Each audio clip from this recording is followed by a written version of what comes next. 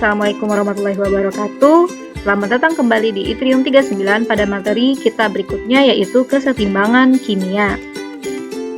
Sebelum memasuki materi kesetimbangan kimia, perlu diketahui bahwa dalam reaksi kimia terdapat dua jenis reaksi, yaitu reaksi reversibel dan irreversibel.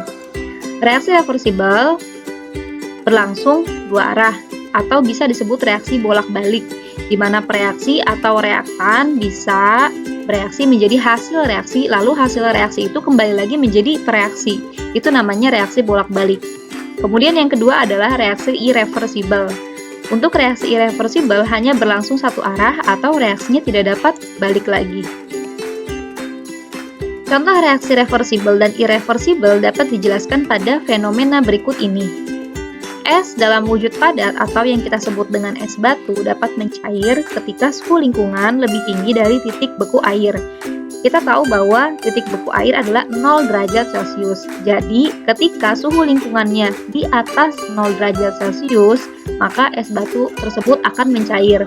Namun, saat suhu lingkungan 0 derajat Celcius, maka air yang mencair tadi yang dalam bentuk liquid akan kembali lagi menjadi es batu atau air dalam wujud padat sesuai dengan titik beku air, yaitu 0 derajat Celcius.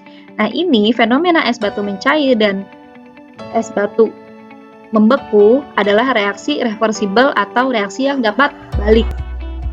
Sedangkan pada reaksi irreversibel contohnya adalah telur yang sudah digoreng.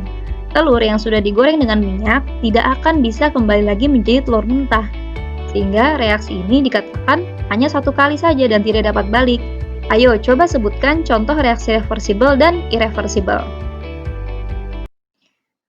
Berikutnya, mari kita ambil contoh lain. Misalnya, kita memanaskan air dalam wadah tertutup. Nah, ketika dipanaskan, maka akan terjadi proses penguapan. Ketika air menguap, molekul dengan energi kinetik yang lebih tinggi bergerak keluar dari fase cair menjadi fase uap. Nah, di sini H2O yang dalam wujud cair akan bergerak keluar ke atas membentuk fase uap yang kita sebut dengan proses penguapan air. Nah, secara serentak, beberapa molekul dari fase uap menghantam permukaan cairan dan masuk ke dalam dan tertahan di sana, di sini ya.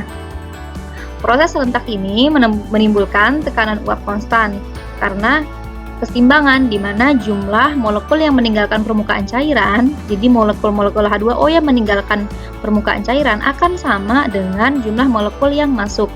Artinya, laju yang menguap sama dengan laju kondensasi. Ini adalah reaksinya, H2O liquid menjadi H2O dalam bentuk gas. H2O cair membentuk H2O dalam bentuk gas. Nanti, ketika terjadi proses pengembunan, H2O gas akan bisa kembali lagi menjadi cair, sehingga terus-terusan seperti itu.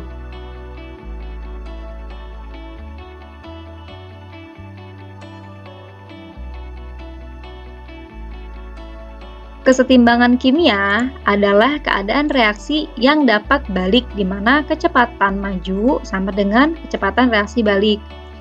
Oleh karena itu, keadaan setimbang akan tercapai jika memenuhi syarat berikut ini. Yang pertama, reaksinya reversibel atau bolak-balik.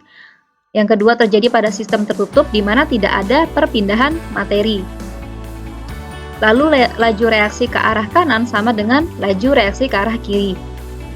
Dan yang terakhir adalah bersifat dinamis, artinya kesetimbangan akan bergerak secara terus-menerus. Pada kondisi setimbang tidak ada perubahan yang teramati secara makroskopis, artinya kalau dilihat dengan mata telanjang, kamu tidak akan melihat perubahan apapun.